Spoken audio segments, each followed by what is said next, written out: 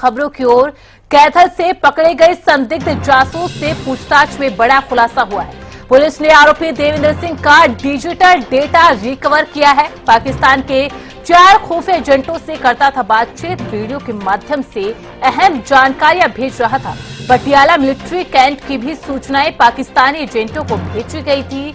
तो कैथल से पकड़े गए संदिग्ध जासूस से पूछताछ में बड़ा खुलासा हुआ है। पुलिस ने आरोपी देवेंद्र सिंह का डिजिटल डेटा रिकवर कर लिया है, जिसमें सामने आया कि पाकिस्तान के 4 खुफिया एजेंटों से बातचीत करता था।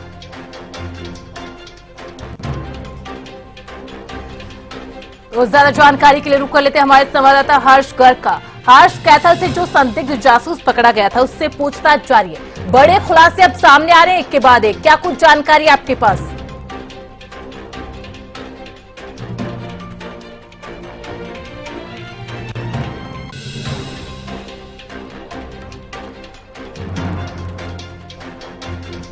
तो कैथल से बड़े खुलासे हुए हैं। पुलिस ने आरोपी देवेंद्र सिंह का डिजिटल डेटा भी रिकवर कर लिया है। पाकिस्तान के 4 खुफिया एजेंटों से बातचीत की बात सामने आई है, वहीं वीडियो के माध्यम से अहम जानकारियां भेजी जा रही थी। पटियाला मिलिट्री कैंट की भी सूचनाएं पाकिस्तानी एजेंटों के साथ साझा की गई है। तो एक के बाद एक बड़े खुलासे जासूसों की पूछताछ से सामने आ रहे हैं। पाकिस्तान की 4 खुफिया एजेंटों से बातचीत कर रहा था। और ज्यादा जानकारी के लिए रुक कर लेते हैं हमारे संवाददाता हर्ष गर्ग का। हर्ष, क्या कुछ जानकारी आपके पास है, क्या कुछ खुलासे सामने आए हैं? जी बिल्कुल अमीषा, देखिए जिस तरह पुलिस जांच कर रही है और गहनता से जांच कर रही है, उसके बाद एक के बाद एक खुलासे हो रहे हैं। आज जो देवेंद्र सिंह का डाटा था वो रिकवर हो चुका है। इसमें सामने आया है कि वह वीडियो कॉल और व्हाट्सएप कॉल के जरिए जो पाकिस्तानी 4 ISI एजेंटों से बात करता था, उनमें एक महिला ISI एजेंट थी। अब पुलिस में भी पूछताछ के बाद जो मिलिट्री की अपनी पूछताछ थी और NIA की टीम आई थी, 5 घंटे वो भी पूछताछ कर चुकी है। और लगातार अब पुलिस है 3 दिन का रिमांड उसका खत्म हो चुका है, आगे कोर्ट में पेश कर रिमांड मांगी है और कहीं ना कहीं और भी खुलासे होने की उम्मीद है। हालांकि SP कैथल ने जानकारी देते हुए बताया कि जो पंजाब हरियाणा से अन्य लोग पकड़े गए हैं उनसे देवेंद्र सिंह का अभी तक कोई संपर्क सामने नहीं आया है। जी अमीषा। जी आज जिन 4 पाकिस्तानी एजेंटों के नाम सामने आए हैं, क्या उनके नाम बता दिए गए हैं कौन कौन ये पाकिस्तानी एजेंट थे? क्योंकि देखिए लगातार पाकिस्तानी एम्बेसी से भी संपर्क सामने आ रहे हैं। जो इस तरीके से ज्योति मल्होत्रा के केस में पाकिस्तानी एम्बेसी के अंदर गई, वहां की जो अधिकारी थे दानिश, जो कि पर्सोना नॉन ग्राटा है, जिनको यहाँ से बैन कर दिया, उनके साथ संबंध सामने आ रहे थे।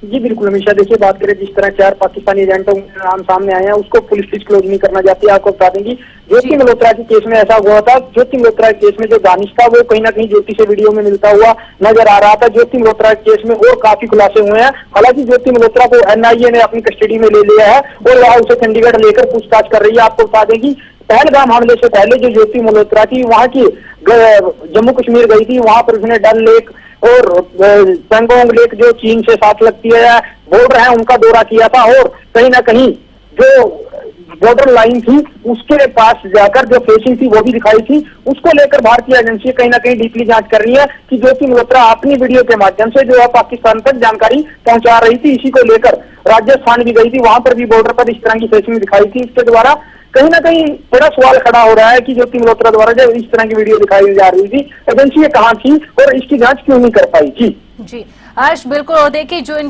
इलेक्ट्रॉनिक जो भी चीजें बरामद की थी उनसे डेटा रिकवर कर लिया गया है। अभी जो सामने आ रहा है वो पटियाला जो कैंट है उसकी जानकारी को साझा किया गया था।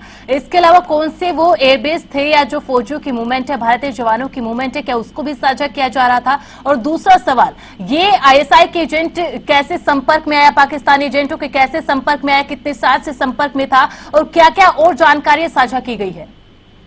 जी बिल्कुल अमीषा, आपको बताना चाहूंगा कि जो देवेंद्र सिंह था वह एक जत्थे के साथ दर्शन करने ननकाना साहिब गया था कॉरिडोर के लिए। वहां पर एक लड़की के संपर्क में आया था और वह ISI एजेंट थी। उसने अन्य 5 एजेंटों से मिलवाया था, जिसके बाद उनसे संपर्क हुआ और लगातार देवेंद्र सिंह है उस लड़की के जाल में फंसता गया। और भारतीय जो पटियाला आर्मी कैंट की तस्वीरें थी या और गतिविधियां होती थी वो जानकारी उपलब्ध करवाता गया। आपको बता देंगे कि जो देवेंद्र सिंह था वो पटियाला में MA पॉलिटिकल की पढ़ाई कर रहा था। जो हरियाणा पुलिस है, कैथल पुलिस है, पटियाला में कॉलेज में जाकर प्रोफेसरों से भी पूछताछ कर चुकी है। प्रोफेसरों का यही कहना है कि वह कॉलेज में नॉर्मल रहता था, इसलिए उसकी किसी भी गतिविधि पर शक नहीं हुआ। लेकिन कहीं ना कहीं जिस तरह की ये तस्वीरें सामने आ रही हैं, बातें सामने आ रही हैं, खुलासे सामने आ रही है, यह देश के लिए चिंताजनक है, क्योंकि इस तरह के भीतरघातियों से निपटना कहीं ना कहीं प्रशासन और एजेंसियों के लिए बड़ी मुश्किल की बात है। जी बिल्कुल हर्ष, और तमाम जानकारी अभी और सामने आएंगी जब पुलिस और रिमांड पर लेगी, पूछताछ करेगी। बहुत बहुत शुक्रिया हर्ष तमाम जानकारी के लिए।